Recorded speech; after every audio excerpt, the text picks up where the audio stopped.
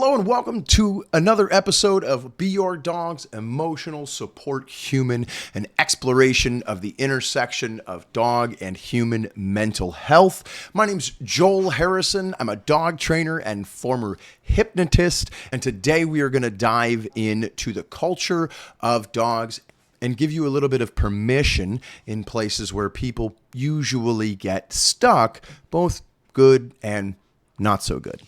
So without further ado, with our guest this week, I've got the owner of Austin Dog Culture, a really impressive dog trainer and friend of mine. He does PSA, just recently got his one with his dog, Nikki, and basically absolutely smashed it. Ladies and gentlemen, please welcome Clayton Matthews. Howdy, friend. How we doing? That was a great intro. That was great, man. I appreciate Thanks, man. Thanks, man. Like I was just telling you a little bit ago, it's really fun to do these episodes because I get to dig in a little bit more to people that I know and kind of learn a little bit more about you. And I like to start off with just like, it's a dog training podcast or it's a dog podcast. So you've got dogs. Tell me what kind of dogs you got, who they are, and then like, not only what their name is, but like, who are they, right? Yeah. So I've got 2 dogs right now. I did have 3. My dog that got me started in dog training. He was a Dogo Argentino pit mix. He lived to be about 10, almost 11. He had really bad cancer. So fortunately, I had to put him down about 2 years ago. My other dog is my second oldest would be Darla. She's a treeing Walker Coonhound. Everybody's favorite dog when they meet her, although That's great. she's sort of a bit of a conniving, mischievous, independent, cat-like, primal animal of a dog. She's an incredibly frustrating dog to train. I was actually having a conversation with one of my friends about her the other day because my friend also has we call them like primal dogs. And, if you've ever, owned a dog that's a bit more primal, you probably know what I'm talking about. They're very, I would say, selfish, but that's probably not even, I don't know if that's the right word. It's just very much like this for that. The type of dog that's like a show me the money kind of dog. I'm only going to do things that benefit me, or that like make sense to like my brain. Like I wouldn't say they're like people pleaser type dogs. They're very much like, I'm going to do what's reinforcing to me. Which all Freaks dogs very are much like like that. that. But if you've got a dog that's more primal, they lean even more heavily into that. She's about 9 years old now. I do use her in my business. She's really good at helping me socialize dogs. She's extremely neutral to other dogs, which is really nice. She has a very loud bark. I would say it's a bay more than anything, and she's very good at like correcting other dogs when they're being inappropriate. But she doesn't just go around correcting dogs either. It's really nice. She's if it's a young dog and they're being very, licky on the face and stuff, she can be very stoic. And when she corrects them, it's very much just like a boo. Like she just kind of, my dad calls it face barking. My dad bred her. And so he calls it face barking. And it's a great correction because it doesn't involve putting any teeth on the dog, but it's kind of like to me, like the perfect type of correction is a correction that interrupts a behavior that maybe startles the dog that you're trying to correct. And so it is a very startling sound that she makes to other dogs, especially if they've never heard it before.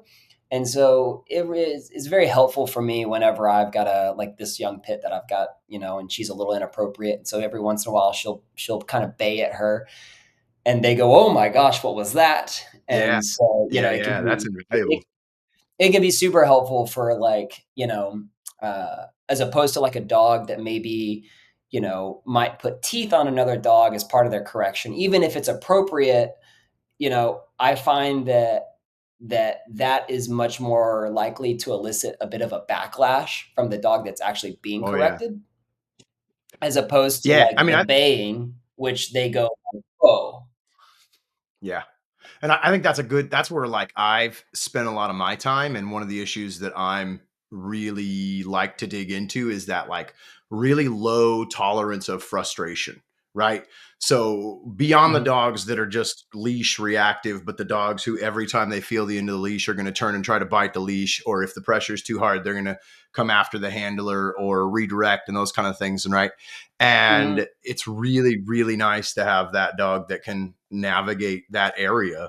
Yeah, And so many times, because like my process to teach dogs to get along with dogs is very long. I got to teach the dog to navigate their own emotions first before I can do it with other dogs around. Right. And so, like, if you got a dog that'll do it in a way that's not going to cause a problem, then that's going to speed you yeah. up quite It's nicely. yeah, it's super nice to have her because, like I said, like it to me, she's just, not to say she's a tool, but I do use her like I'm like, "Hey, like, Yeah, of I've got course. a dog that this would be a good, like, I know that, like, Darla, my hound, will be a good, interaction for this dog because I know that she's gonna correct her, and I know that it's gonna be appropriate, and I've got a dog that I think will take that correction." And then I have Nikki, my Malinois, who, if you consume my content, like that's the dog that I post the most, because she's the one that people want to see on social media, like because she does PSA and we do the protection stuff and the obedience and blah blah blah. Nikki is actually really, to me, she is a perfect dog. I tell everybody that my dog is perfect. Um, Whenever um, she came to me, she was about 14 months old, and she didn't know her ass from her face. Like, she just was like a green dog. She didn't really know anything. The guy that I got her from, he said that she knew Aussie to sit. Mm. Um, that was it. Was she And I aimed think for some kind of she, sport work before you got her? well, so the person that I got her from was a breeder. However, he did not breed her. He purchased her from another breeder to integrate her lines into his breeding program. Yep. And so he got her as a puppy, and he kept her for, like I said, about a year. But I don't think they did much with her. They just kind Mhm. of, she lived on the property. Um, and then, it came time where he was like, "Hey, I want this dog titled so that we can breed her, so that the bitch has, some papers behind her, some titles." Um, at that point, I was doing photography for for a PSA club, and I didn't have a dog. The girl I was dating at the time, she had a Dutchie, um, and we would go to Will Garrido's club, and he had like an open bite day. I didn't know anything about PSA. I didn't know anything about PSA. I knew who Will Garrido was. He was in my area. He was a Star Mark instructor back in the day, and yeah, I asked Will. I said, "Can I do pictures for you guys? I'm already out here. I don't have a dog." I was like, "Are you cool if I bring my camera and take pictures?" And so I would go out there and I would take pictures. Well, lo and behold, Will messages me one day and he's like, "Hey, he's like, there's a breeder. He's got this dog. She's like a year old. Apparently, she's supposed to be like a decent little dog. Do you want her?" And the deal was, I could have her for free in exchange for titling her in PSA, Mhm. for putting a Mhm. PSA 1 on her. So in PSA, you Okay. have a PDC, and then you have PSA 1, 2, and 3. That's the levels. And a PDC is just a certificate for anyone listening. It's like Can your we protection. well, can we pause for a second and actually Yeah, dive a little bit into that? Because like the audience is intended for this podcast isn't dog trainers, right? So like, yeah. Sorry. and if somebody, no, it's cool. It's all good, man. If somebody asks me about PSA, right? I go, all right. The PSA video that I always go to, I go, okay, look, here's what happens at the highest level, right? Or one time they put a dog in the back of a U-Haul on a 6 foot table surrounded by 5 marshmallow men in the bite suits, right? And one of them's got a chainsaw, and one of them's throwing a bucket of water on the dog, and one of them's screaming, and one of them's shaking a broom. And the dog trainer, Ooh, the handler, isn't even in the truck. He's outside hollering at the dog, and the dog has to sit down, stay, whatever, and yeah. not, bite these dudes. So, like, that's my description of PSA. How can you, as somebody that actually does it, kind of fill in those gaps? Yeah, what you're describing is probably like a PSA 3 scenario, which is like that's going to be on the more Definitely the extreme end. most extreme version of it. Yeah. Yeah, um, for me, is the reason I love PSA so much, because there's a lot of bite sports that you can do. Um, it's as close as you can get to real life personal protection scenarios, without it actually being a real life personal protection scenario. But there's also an immense amount of control and obedience that you have to have on the dog in the face of these highly arousing situations for the dog. So you don't get through a sport like PSA without a dog that wants to do that. Like they very much want to put teeth on the marshmallow man because it's a big tug toy for most of the dogs, not all of them. Um, and you have to ask for quiet, like you were saying, they have to do sit and down and stand, in the presence of 5 marshmallow men. And for that dog, 5 marshmallow men, I mean, that's like the lottery for you and I, and Mhm. so I would say that it's really just like a personal protection scenario based sport with lots of obedience and control, and so there's going to be conflict there, and so it's really fun to navigate that aspect of the sport. And some dogs are going to struggle in different areas of the sport. So you go, oh, you've got a dog that really struggles with this, or I've got a dog that really struggles with that, and that's where you have clubs and everybody works together, and it takes a village to train one of these dogs, and so it's got a really Mhm. good community, and that's PSA. It's a personal protection based fight sport with lots of obedience and control. So we find this spot where like dog trainers all time doing this ridiculous crazy stuff with their dogs, right? And like they're really very distant worlds between, putting your dog in the back of a U-Haul and getting a bucket of water thrown on it while it still does what you're asking it. And Right, like our pet dog owners, right, who are just trying to figure out how to get the dog to stop being so terrible, right? right. But they're very same but different, right? And like or do you feel like they are same but different? Because like that's my view from Yeah, way out here. And like how do they relate? What do you take from one to the other? I've been in dogs. I mean, since I was a kid, but I would say like professionally or more intensely like the last 12 years. And through the 12 years, I would say like my opinion on this has sort of changed and molded and to me as it should.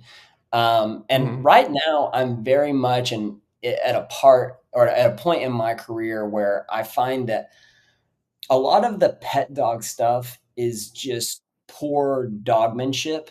When people are struggling with their pets, it's dogmanship for me is the way that you interact with and live with a dog. And so poor dogmanship, so lack of understanding about how to interact and manage and those types of things and how to effectively communicate good and bad and that type of stuff. That's dogmanship, and a lack of dogmanship um, combined with someone that has dogs you're gonna have problems, especially if it's a more intense dog. And so for me the sports stuff, like the protection sports stuff with all the Malinois and everything that's so popular right now.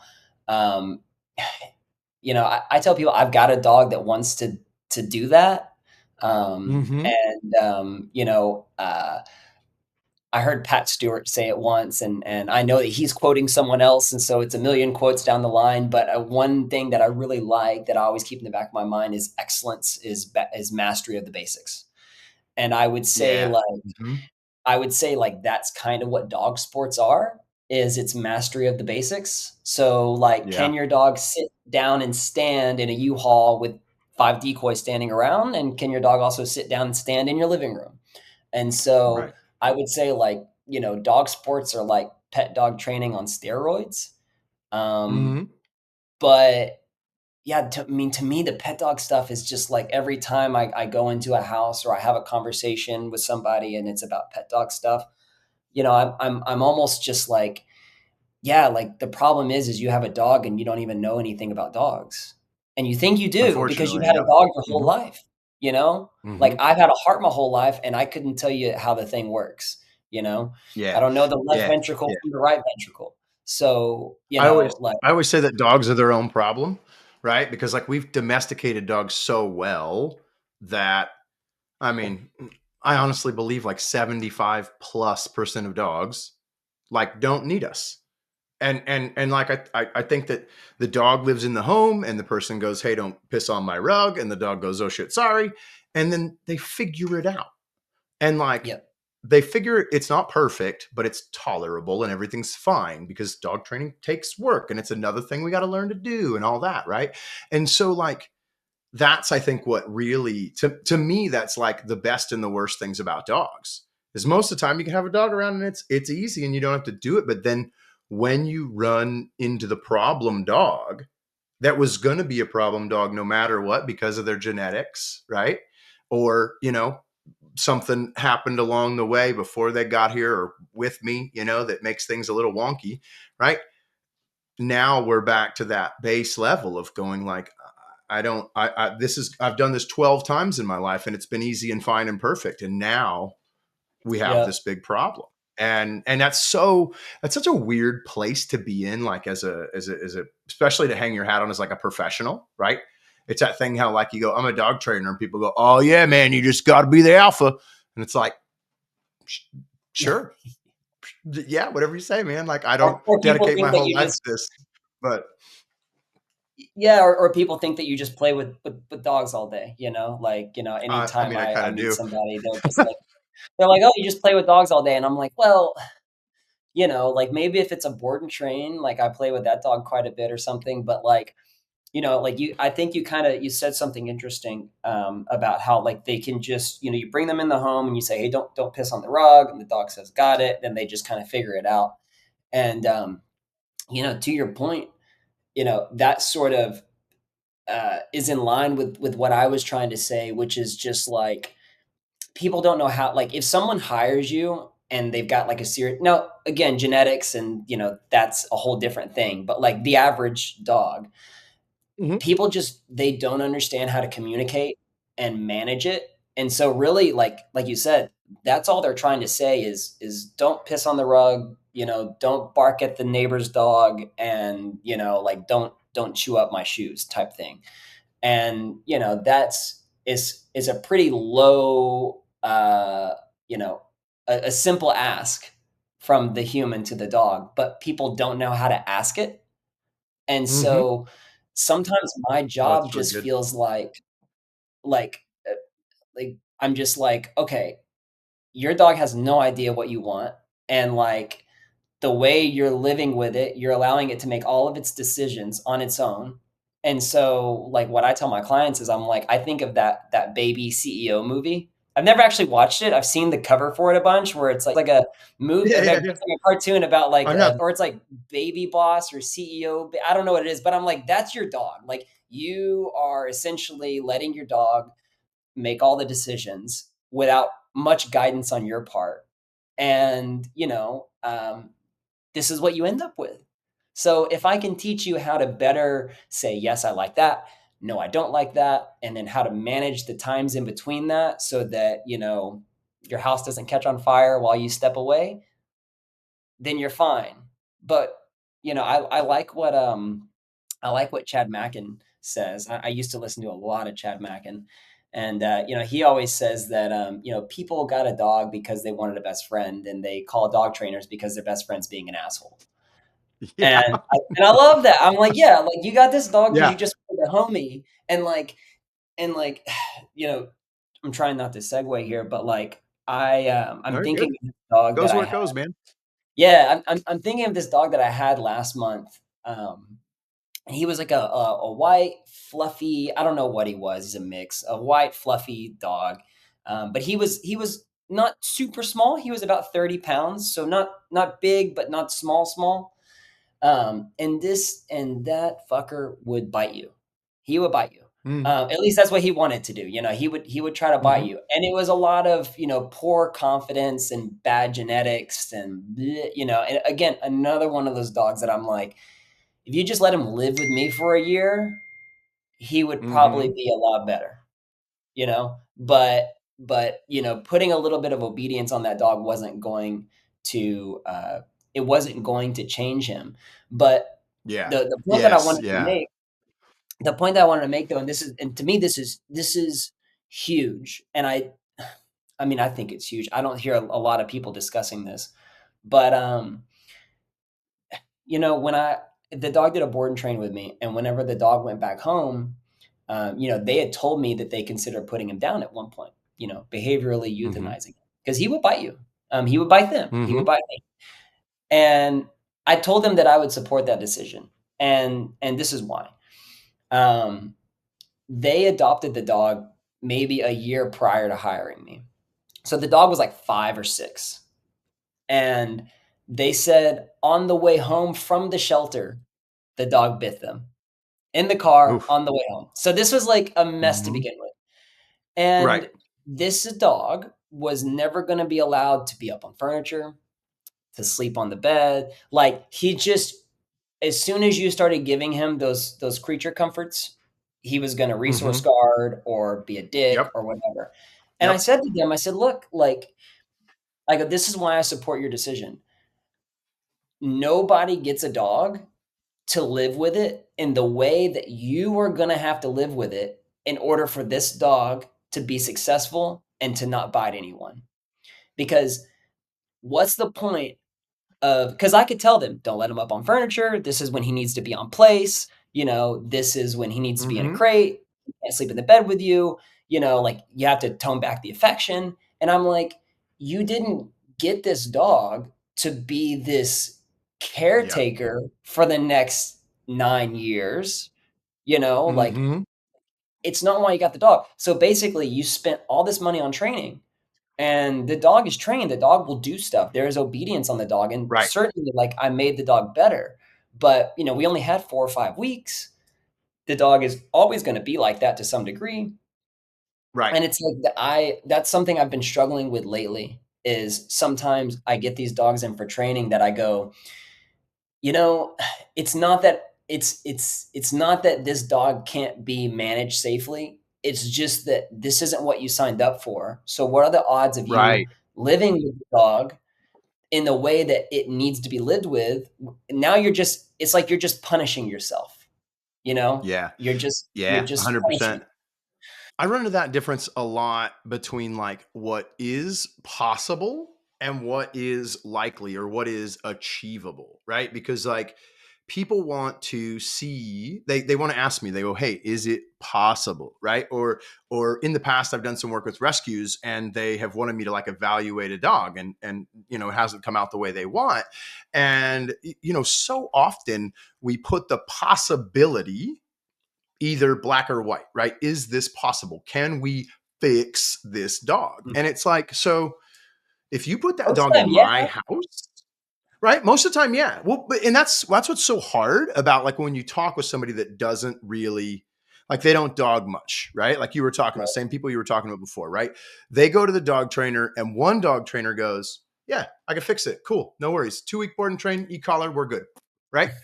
Yeah. And then, those same people, unfortunately, the people that end up buying another program or doing something else later or having a poor opinion of dog training because the truth is, until I get in the weeds with your dog, like I don't know what that outcome is going to be. Yes, I have like, this many days for this problem and this many days for this problem and this many days for this problem. But like I've been wrong enough times and I've Mhm. met enough dogs and I've been, I've had folks misdiagnose their problem or we don't see it in the console or whatever, it happens. And so like these days I go like, "Hey, look, here's what I know. Here's what is questionable. right? And the biggest thing that I know, especially when we're talking to these folks that are considering, right? Do I keep this dog? Do I rehome this dog? Do I, like, even if like I got this dog from the shelter, I can take it back, but it's not going to go well for the dog, right? Or do I make that decision, right? It, there's a difference between what is possible living in your house or my house when you and I have lived not only dogs, but difficult dogs, dogs with Mhm. problems for the last 10, 12 years, right? And like, you don't know what you don't know, and imagine how hard it is, what you think how hard it is, and then multiply it by 10, right? And then know that some point in time your management is going to fail, right? And someone is going to get hurt if the dog bites, or a dog fight is going to happen, or whatever, you know? And like, it took me, man, it took me a year and a half to integrate Scooby and Zoe. Now, might I have been able to speed that up with some honestly, like a come to Jesus moment once or twice? Yes, but I'm not interested in doing that with her to solve that problem, right? Mhm. Mhm. So, um, so yeah, so like people when they get in that spot, right, of like, I don't think I can do this. There's not very many people to go like, I get it, I understand. You know, there's everybody going, oh, hey, do this, do that. You can do this, do that. You can do, and you can if you want to. Either one of us are here to help, but like you, it's not always like easy and feasible and safe and a good idea. Yeah, it's yeah, man. It just yeah. There's the ideal outcome. There's the what's possible outcome. There's the what's realistic outcome. There's the what do you want outcome. Mm-hmm.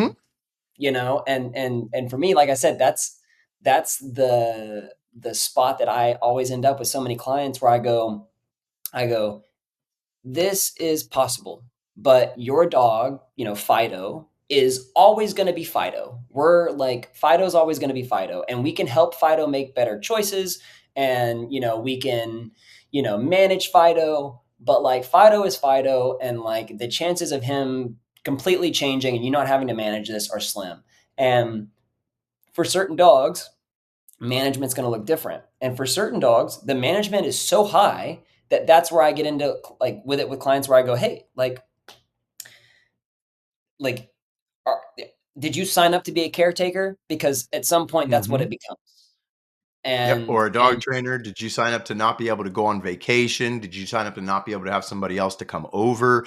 You know, and then, we always get into well, we'll find the right person to rehome this dog to. So like but there's one specific avatar, right? And it is a young, single person, right? I would say dude usually, but like person, right? And it's like, okay, well, the dog bites other people and dogs, it'll latch onto one person and they'll be fine, right? But like, then that mm, person's got to be a single, like, how are you supposed to date and find a partner or have friends or anything for the next 10 or 12 years? The tough part is, and like, I'm gonna unleash like a rough truth here. So if you don't want to hear it, hit the button, right? But like, the truth is, if you have a dog with a behavioral issue, nobody else wants it. And I don't know about your shelters, but like literally ours are literally every shelter within 100 miles of me is overflowing. Like they got dogs in wire kennels in the shelters. And dude, there's 100 dogs in this shelter over here, right? And 95 of them you could punch in the face and they'll never bite you, right? They just won't, right? No matter yeah, what. Not that you do that, right? Why? And like that's a really hard piece of truth to deliver to people, but like ain't nobody has the ability or the desire. So like that's why I well, always say the only it's ingredient that gets it done is love. Because if you don't love the dog, then you're not going to yeah. do all the stuff. I mean, and so like to give people like some background, like my business, the name of my business is Austin Dog Culture, and where that name actually comes from is, in the past, I used to go under like when I very first started this, I had a different name. Um, and I changed it to Austin Dog Culture because I found myself always going back and like talking about, like, culturally speaking, the way that we live with and own dogs is not really correct.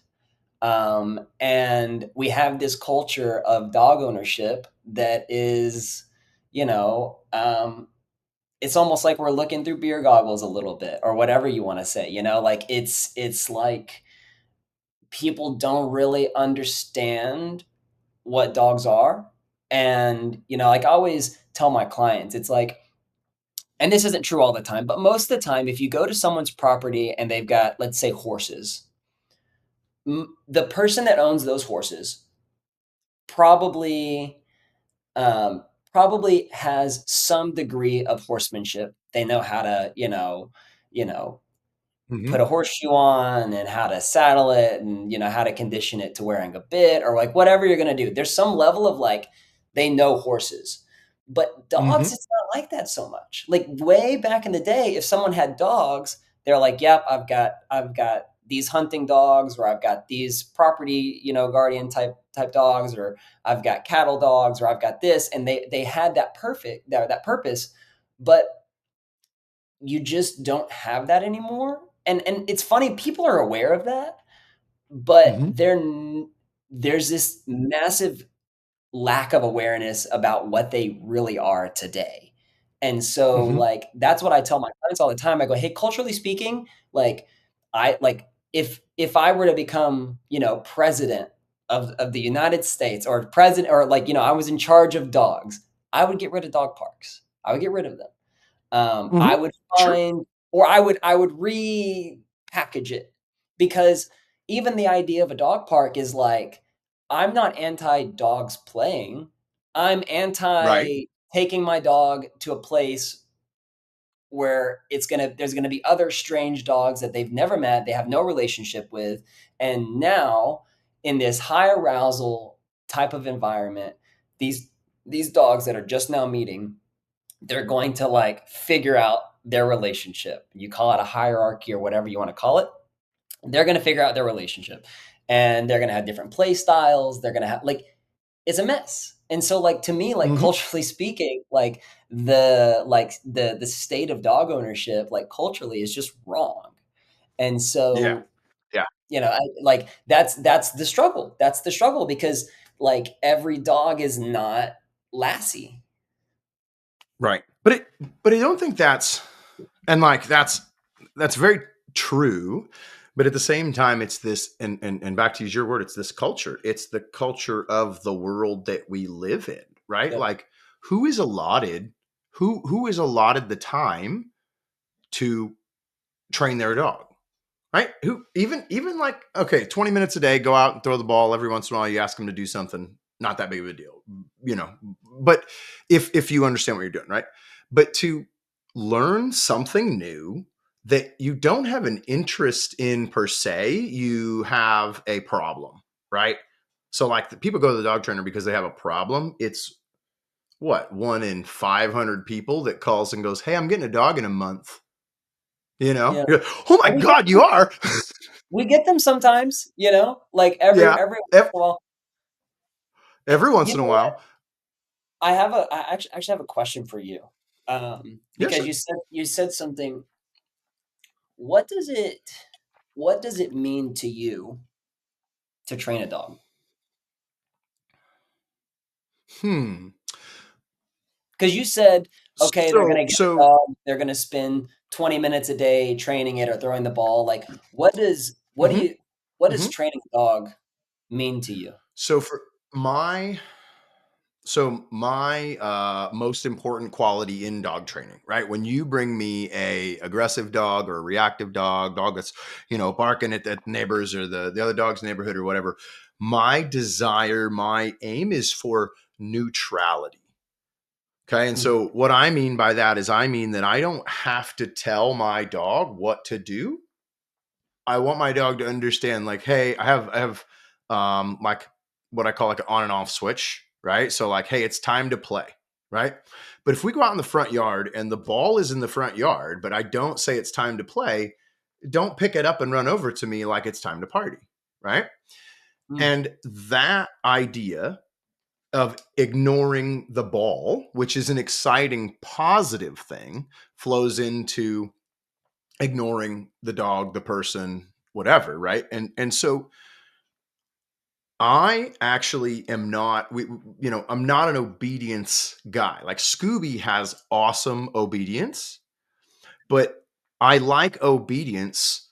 Number one, if you have a troubled dog, a difficult dog, an aggressive dog, like you've got to have some good obedience. So when the shit goes down, you can control the dog, right? But overall, Well, for me, what does obedience mean? obedience is I say a thing, you do it, right? So Okay. like, so I love that you're diving me into this. This is cool. Because obedience is I say, you do, I pay, or you don't do, I fix it, right? Very operant, right? Um, Behavior is how I exist in the world, right? How I feel about this situation, how I feel about, in general, dogs, people being left alone, those kind of things, right? So training a dog is, man, that's such like an interesting question to try to actually nail down and zero in. It's getting an understanding between the two of you, no matter like Well, becoming a team, right? yeah, In that's and whatever way works for you guys. There's all kinds of different ways. Does that might work? that's well, no, that's kind of, I don't want to say like that's what I was looking for, but like that's kind of Right. in the realm like, okay, today, like if let's just say money was not a thing, Mm-hmm. and like Clayton is gonna go get a dog. I'm gonna go get a Mm-hmm. puppy, you know. And I go out and I get a little chocolate lab or something. And I say, someone's like, "Are you gonna train that dog?" Like what does it mean to train? To me, training a dog is simply working out my relationship with that dog and teaching it how I want it to live with me. And that, like you said, is going to be different for different people. That's going to be different for different dogs. But to me, like when someone says, I want a well trained dog, what they really mean is, I want a well behaved dog. Mm-hmm. And a well behaved dog is a dog that does things or doesn't do things without my interference.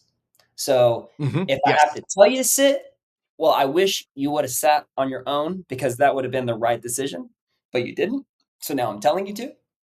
Um, Also, like don't get into the trash, not because I didn't tell you not to, but because you chose not to.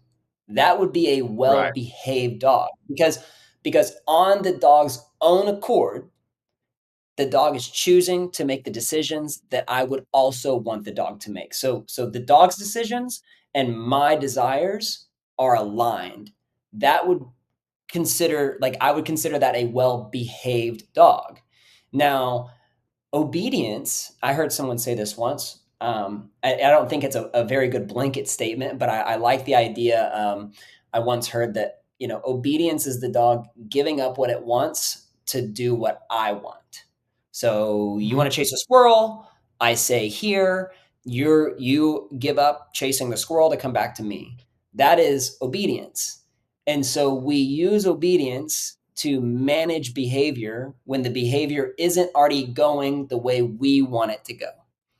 And so if I'm going to train a dog, to me, like if I got a little puppy, ideally, I would manage that dog's environment and I would do it so well that I would Mm-hmm. teach that dog to make decisions on its own in line with what I want it to do.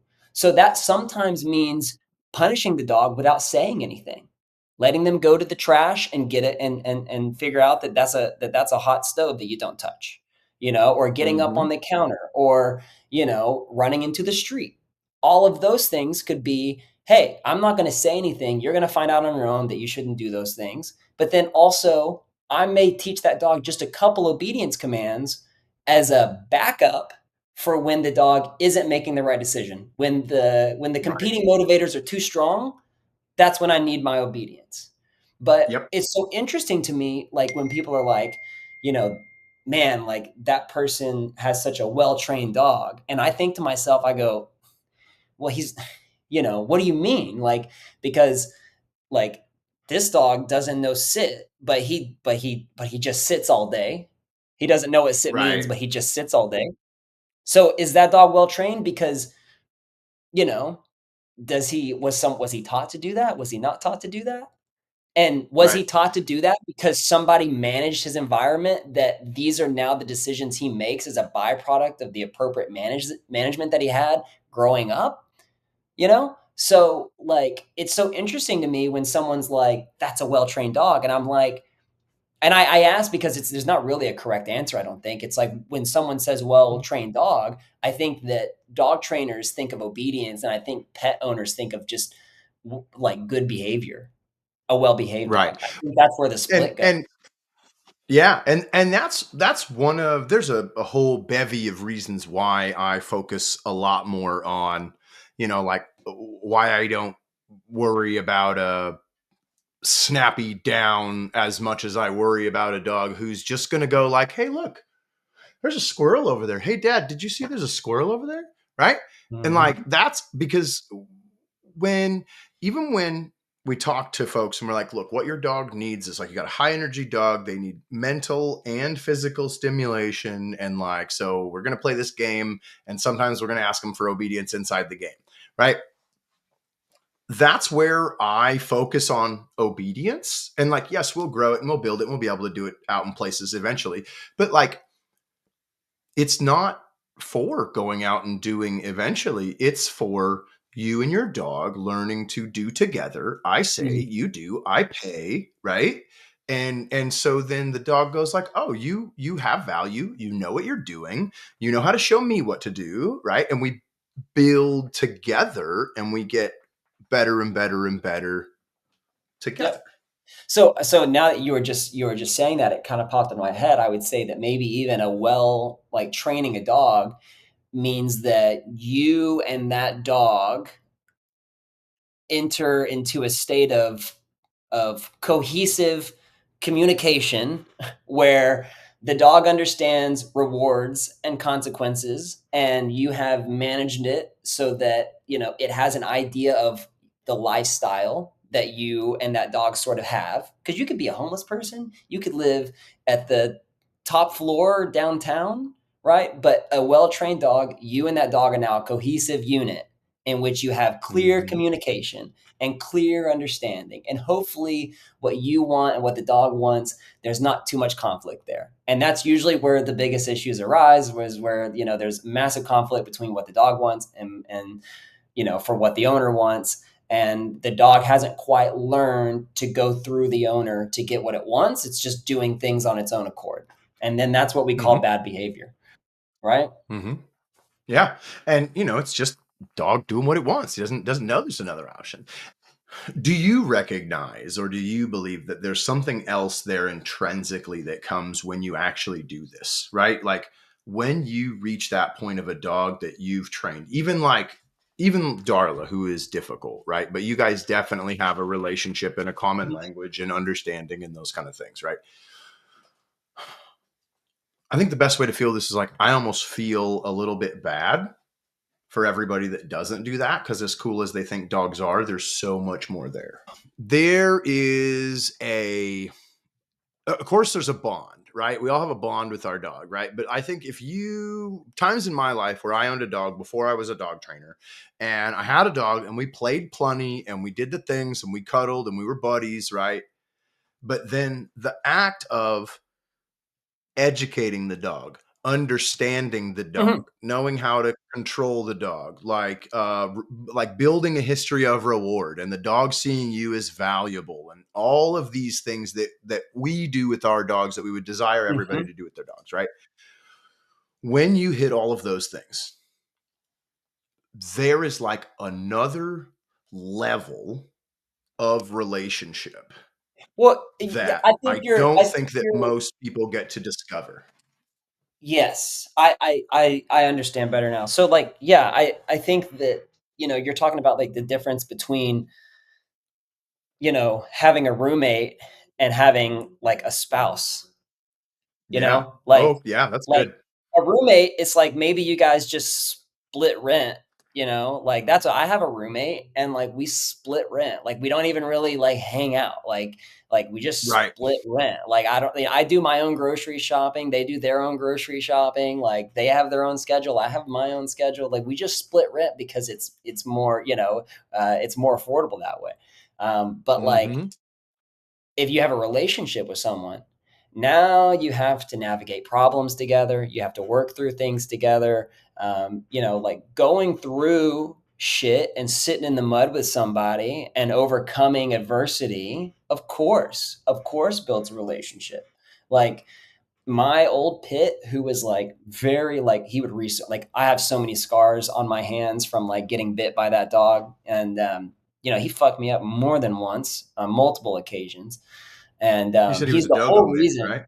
Yeah, he's a dogo mix. He's the whole Mm. reason, that I became a dog trainer. And I have this one little slide on one of my Instagram bubbles, and it's a picture of me and him, and the caption says something along the lines of like, like this dog knows me better than any human, and it's because we went through so much shit together that he just, Mhm. I mean, just I feel like, dogs can smell like pheromones and stuff. Like if I Mhm. was having a certain type of emotion or a certain, this kind of maybe ties into your emotions. Like when I was having a certain type of emotion or feeling or whatever, if training wasn't going my way, he just knew it. But if I Yeah. just let him be a dog and we didn't do all that stuff together, for sure, like I would like it, like the relationship wouldn't be anything what it was. So yeah, I totally agree that like it just Zoe amplifies. has Zoe has that. She has that natural thing where like if your heart rate goes up or like if my wife and I are having a conversation and like one of us gets a little excited, right? Like she's like basically coming in to do pressure therapy without understanding it and in a really game pit bull kind of way, which usually Yep, involves getting a D-ring smashed in your face, right? yep, But but it's really I've never like it's the first time I've lived with a dog who like has that naturally, and yep, like that's so interesting to me when you say they can, they can smell your pheromones. I always go with as well, they can hear your heartbeat. So like when you have changes and fluctuate. Um and actually I think that really segues us to get to kind of that emotional piece as we've been yeah, hanging out in dogs for a while. But like with a dog like that, okay, and I think that on both you might have to dig for some middle ground here, but between a dog like that, right? Did you say you weren't a dog trainer when you got that when those problems started? Like he brought you in, or yeah. I wasn't. you were I just new? wasn't. Yeah, okay. So from the jump, then you were that dog owner that had a problem, right? And you got Yep. to figure out what to do about it. Okay. So in that instance, in I am a dog trainer and I have clients who have paid me money to get a result with a living being, and that is stressful, right? Mhm. And in PSA. I got to do this high level shit all the time and I got to keep doing it and I can't stop because I got to go. For me, those three things, and the number one reason why I don't do PSA, even though I think it's cool, burnout, right? Like Mm. all of those things are all so much, they're so heavy. You have to keep going and keep doing it. And like all of us as dog owners, dog trainers, dog people, like when those things come on, like do you in any of the million scenarios I just gave you, like do you do anything with your to manage your emotions? Like it's a really broad question on whatever way you want to take it, but like how do you handle those emotions, that struggle, burnout, those kind of various ideas? Yeah. You might not like this answer, but Oh no, it's great, man. I like you, so give it. uh, PSA is actually what prevents me from burning out. Um, Tell me you know, more.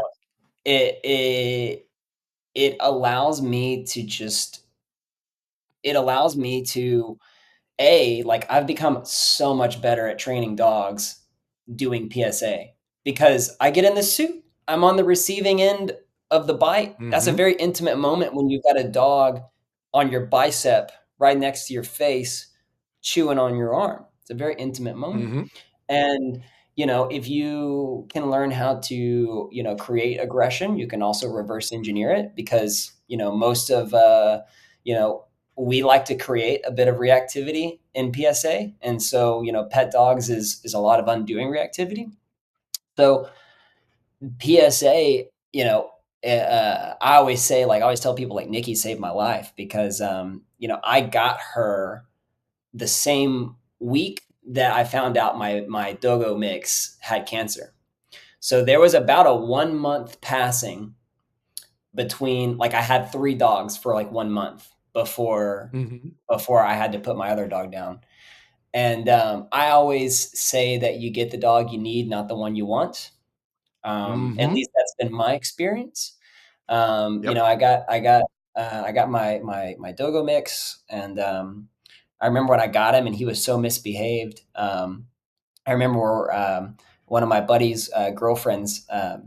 She was like, "You should go see a dog trainer." Like and this is before the aggression. He was just a crazy young dog, and I remember Mm-hmm. like laughing and being like, "I would like what? Like I'm gonna have someone else tell me how to like train my dog." Especially growing up, like my grandpa was a bit of a behaviorist. My dad's been hunting dogs his whole life. Like I'm like, no, like Mm-hmm.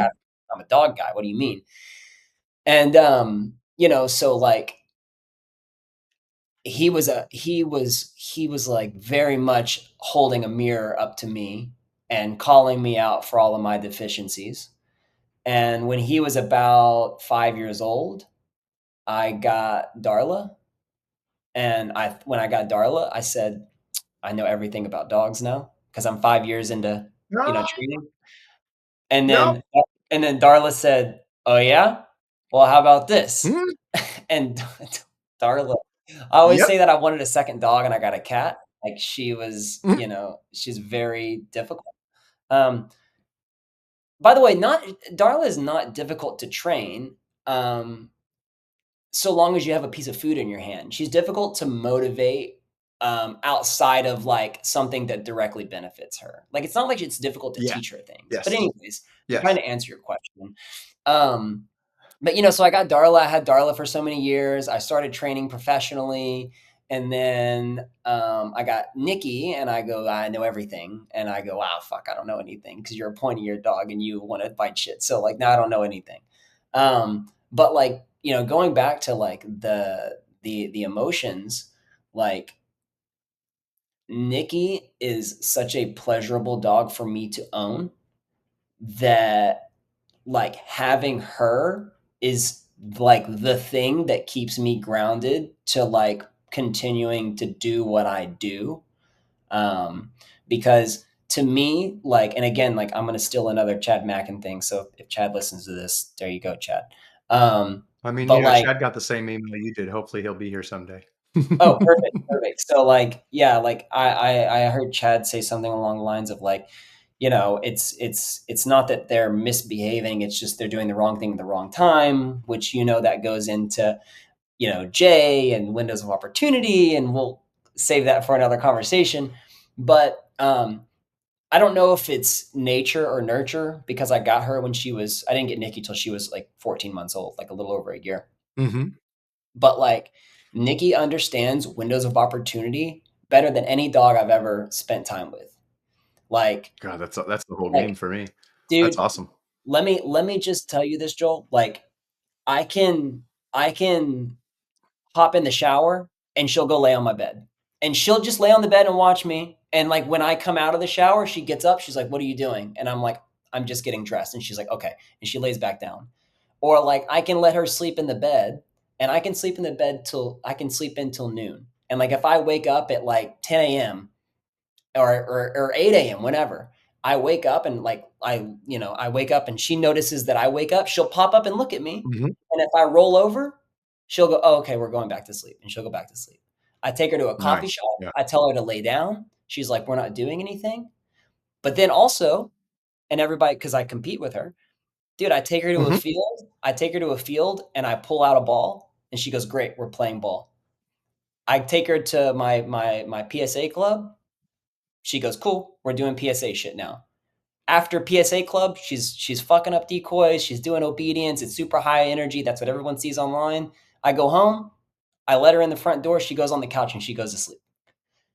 Nice. Having God, her, that's the best. having dude, going from having a dog like my pit mix or whatever you want to call him, going from having him who was so dangerous and so aggressive, and then going Hmm. to having Hmm. Darla, my hound, who's like incredibly frustrating to train, like this primal animal, and then going to having Nikki, who is just like anyone that has been around her can verify. Like she just looks at me and she's like, "What do you want?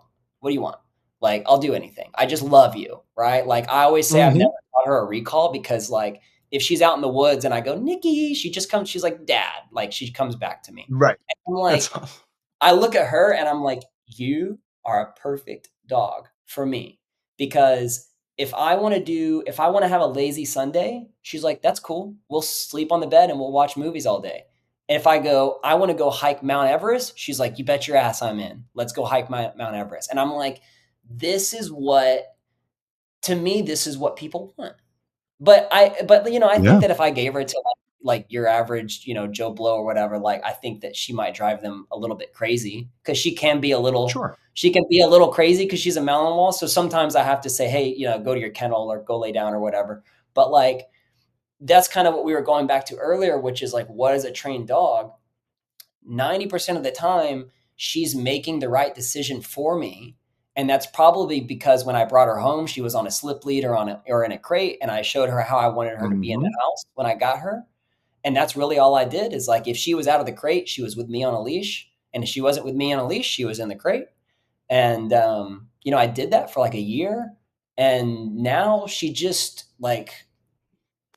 does the right thing. And if she doesn't, I have just enough obedience on her that I can go to your kennel, go lay down, place, come here, sit, whatever it is I need. So like to me, I'm just like, I got it. whatever, I this got it. I dog's got it. done.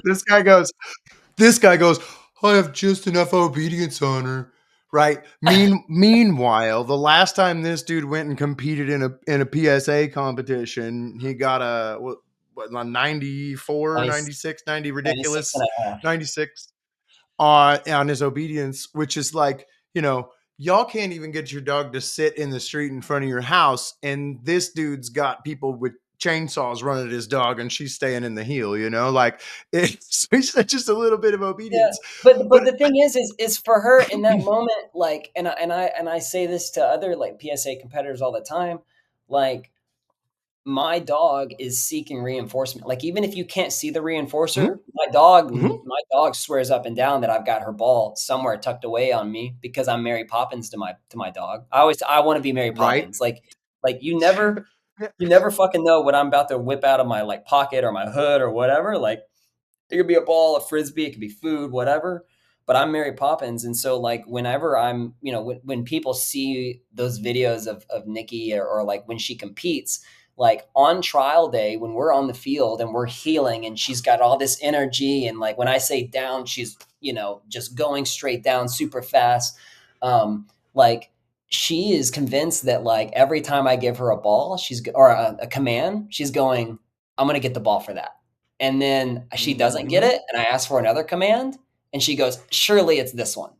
And I'm just playing on the dog's emotions because I've turned myself into a slot machine. And so every time I give her a command, she's pulling that lever going, it's this one. And then, on trial day I lie to her and I go, I didn't actually have a ball in my pocket. But then we have another Mhm. 12 months before I compete again to undo that little lie that I told her that day, you know? So it's like it's funny, like yes, like Nikki does have like very good obedience, but like when we're not like when we're not training, like when I just go out my Mhm. front door and we're just walking around in the woods, like she's just like any other dog. Sometimes I tell her Mhm. like today, like she found like a hole and she was digging in a hole and she ran around the corner and I said, Nikki, come here. And I waited like 10 seconds and I didn't see her. and I walked around the corner, and all I can see is her ass up in the air, and she's in a hole. And I'm like, and then of course I have to use my like angry dad voice. I'm like, Nick, I'm like, come here. And then she just comes back and she's got dirt all over her nose. And I'm just like, girl, like, what are you doing? And it's like, my dog does stupid shit like that.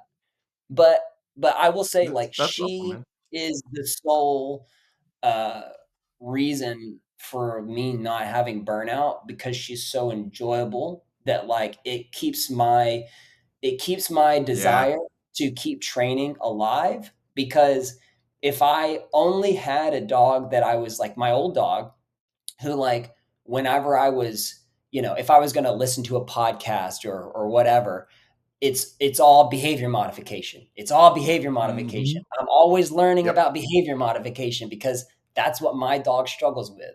And now Yep. that I don't have a dog that needs serious behavior modification, I'm like sick. Like we can just like I can listen to, you know, the canine paradigm, or I can listen to like or I can go online and purchase someone's like motivational course or something like that. Like it's just fun stuff now because I don't have that type of Right. dog Yeah. anymore.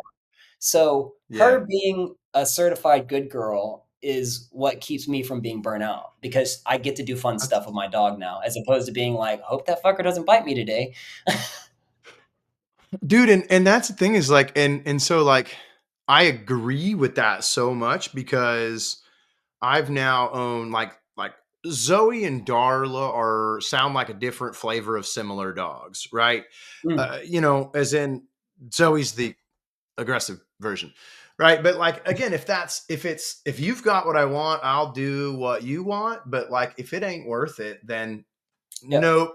And again, these apparently are the kind of dogs I like because Pomfret's the same. Like I will admit right here, right now, that dog will not get in the kennel without a treat, right? Oh, And like he's even got like his leash is loaded, so he knows when I pull on his collar that he's going to get a treat and all that. And dude, if I say kennel before he gets up, my 35-pound dog somewhere comes up with an extra 15 pounds and puts 50 pounds of.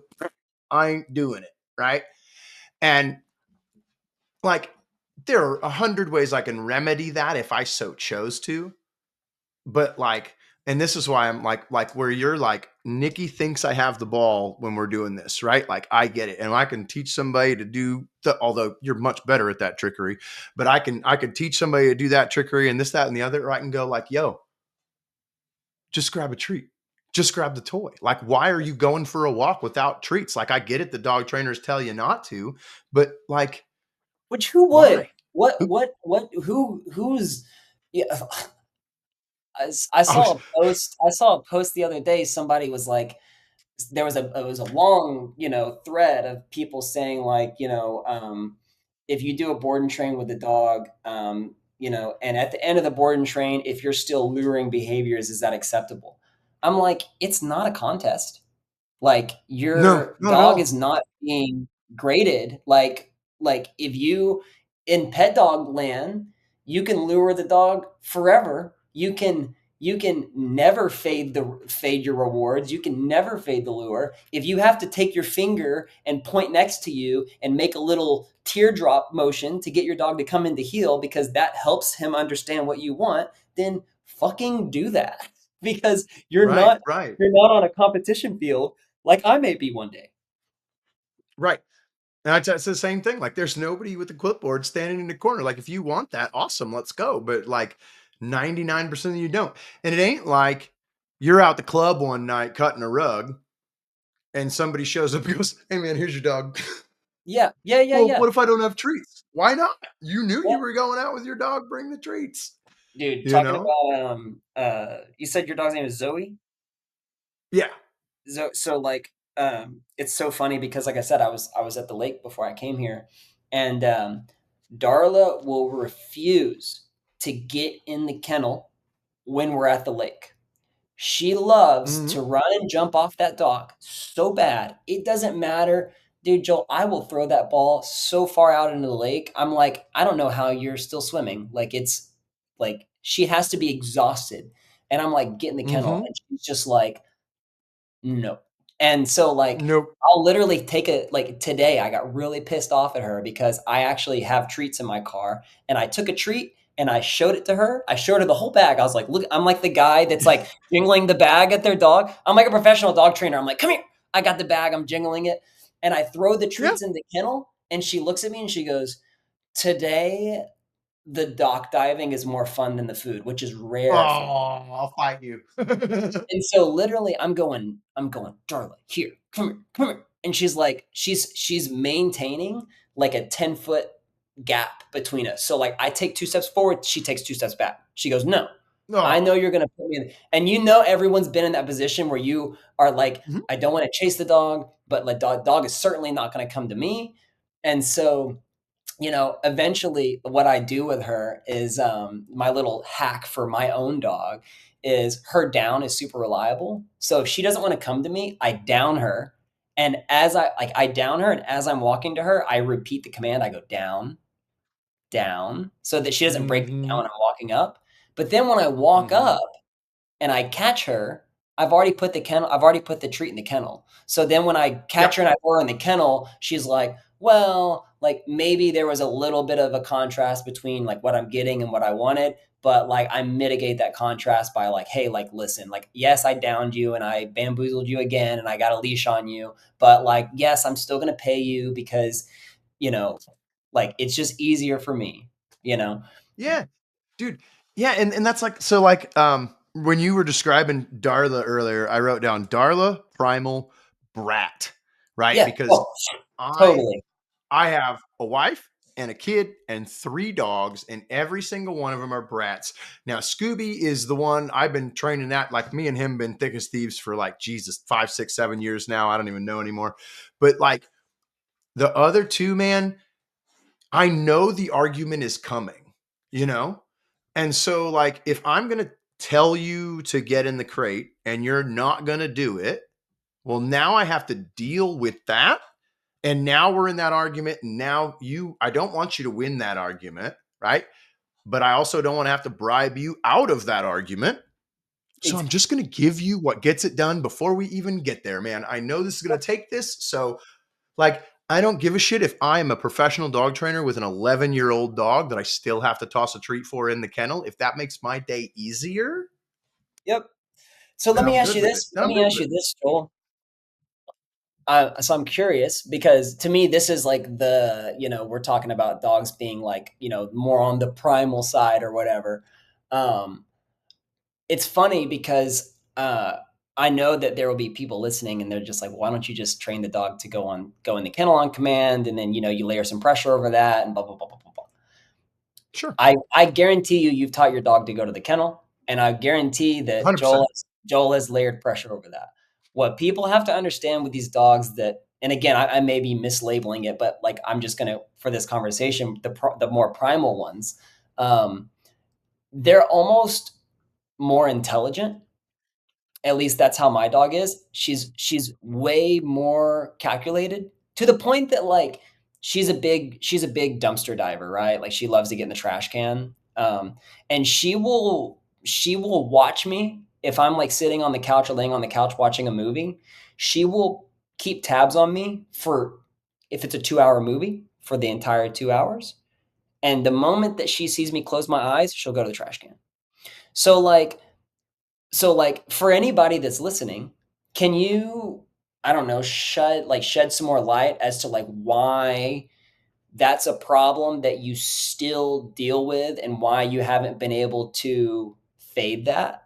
Like to where you just go like Nikki, every time, dude, if I say kennel, the truck can be 100 yards away and Nikki will just go, yep, dad said kennel, and we'll run to Yeah. the kennel. Hmm. Darla goes, Hmm. how much money do you have in your pockets? For And I'm sure. like, For and I'm sure. like, that'll never change. Because and free and like once he's in, he's chill. Yeah, Like he doesn't. I mean, if he's been in all afternoon and he needs to go potty, or if I start making dinner, or if one of the other dogs gets something right, like he'll make some noise. Sure, he's a yeah. he's a high drive dog. Like the kennel that made him. It's his uncle, not his daddy, but like his uncle was the European record holder in wall climb for under 30-pound dogs. Wow, that's Like cool. that's why I found his kennel, right? He's supposed to be a sport dog. He's go go go. So like going into the kennel, like is a loss, right? Going into the kennel means he's not, even if there's a chew in the kennel, if it's not the kennel, if it's not the chew that he wants, then it's a loss. Even though he's not allowed to run, like he's not, again, he's not allowed to party in the house, although he tries, but going into the kennel takes away that ability to try, right? And it is the like resignation of any kind of party or run or go or bark or bite or anything like that. And he just isn't that into it. He's okay with it if he's up when, if he's up when I make the command, right? It's easier. But like he's also the kind of dog that'll crawl into your lap like for a cuddle, right? And you'll be like, no, man, I don't want to cuddle right now.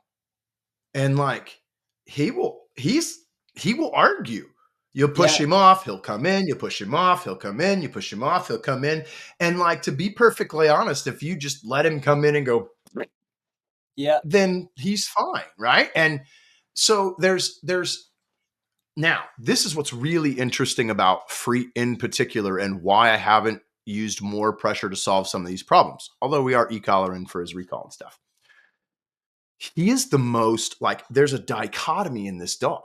He is the most, like, physically, not the most, but he is a physical dog, right? If he wants to and it's his time and he's ready to go, he'll climb 7 feet up a wall. He'll hang on the spring pole for, 10 minutes. He'll chase the squirrel a mile, whatever, right? Like he's driven. But emotionally, he's got to be one of the softest dogs I've ever met.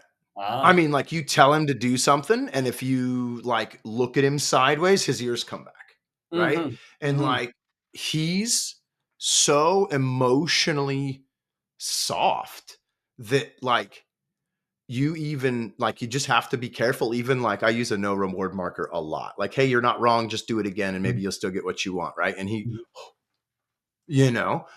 and luckily he has no. It's so funny. Like he doesn't want to hurt anybody, but he wants to bite all the time. Like he loves to play fight, but he don't want to actually hurt anybody, right? And he's got good tolerance of real violence, right? But yeah, if you're upset at him in any way, and it's the weirdest dichotomy because sometimes you go like, all right, cool, put the prong collar on dog, tell him he's wrong, let's go. But there's a cost to that. And it's not that he's not confident with the thing, it's a social so why like lack of confidence. Right. So why wouldn't, so like if you said get in the house and then you were to be really upset with him for not doing that, why would that not create a behavior change for the next time that you're in that situation? Because it's too much. Okay. For him, I mean, and it might. I'm not saying we can't, but I'm very careful with our relationship because I am so much and he doesn't take that well, right? So it's this ultimate version of you're getting the dog that you need, not exactly the dog that you wanted. I love him to death. He's awesome, right? But like and again, we're, this whole thing is about learning to control our emotions for the dog, right? And it's like that quick emotion, not the one that you actually agree with, this isn't the way I feel, but this is like, I told you to do something, you didn't do it, and I went, or just something quick, right? That's when you put the leash down. Oh, 100%. Oh, 100%. Right. If you ever feel yourself gritting your teeth, because I do that. I'm just like, you motherfucker. And then I'm like, okay, I'm just gonna put you away. Or I'm gonna walk away from this. Because nothing good happens after I start gritting my teeth together. I'm fuck. All right, man. Well, we've been talking forever. It's probably a decent time to wrap this right on up. Time. 1:37. Yeah. I think I've got a couple of thoughts on some things that you said that I want to wrap up with. And I really want to take one that we left 45 minutes ago, right? And I just want to mention because it's again that place. And I think, like, I always try to extrapolate a reason for the episode or one big idea, right? And there's been a bunch of things that we've touched on, but the biggest one for me is when we started this episode and we started talking about, like, when you have that dog with the issue that's too big or you can't fix, and you're not trying to be a dog trainer, and you're not trying to be imprisoned by this dog that has the Caretaker. separation anxiety and you can't let go, right? And we came to that moment, which is really hard moment. It's really heavy, right? Hmm.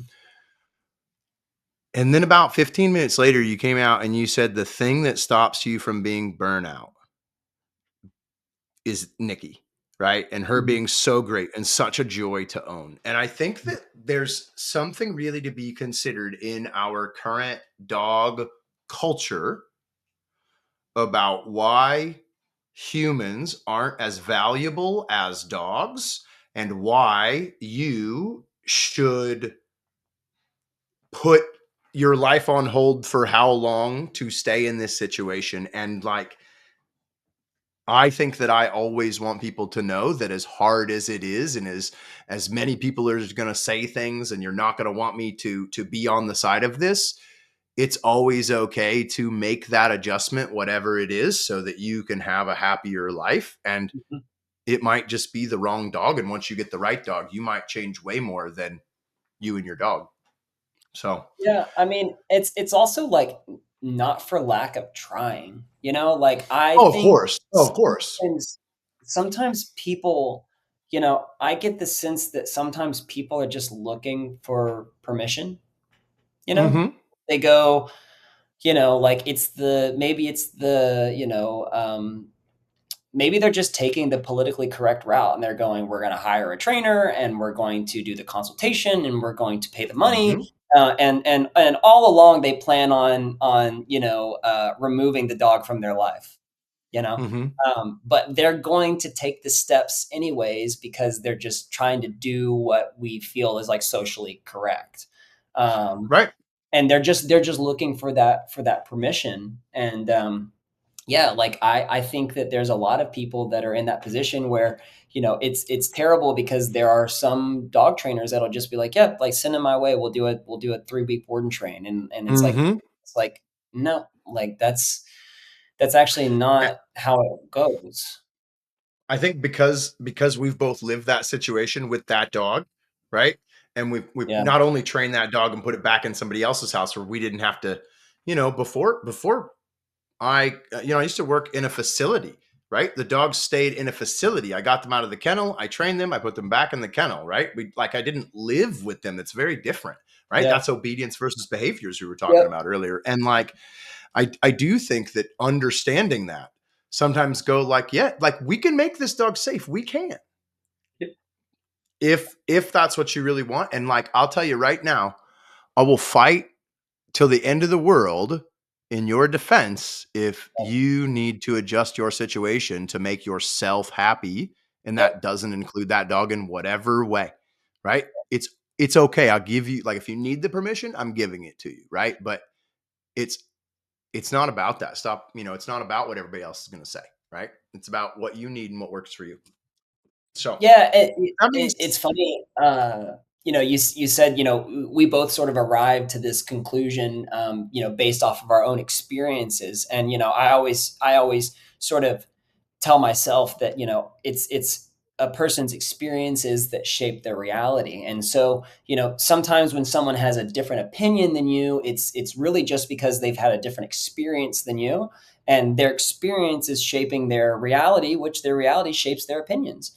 And so it's funny, like even though I do PSA, which is a protection based sport where the dog is biting and stuff, Nikki is not civil, which in bite work Mhm, or bite terms, it means that she's not aggressive. She's not human aggressive. Like she's playing a game. And obviously, there are a lot of very civil and aggressive dogs in the realm that I compete in.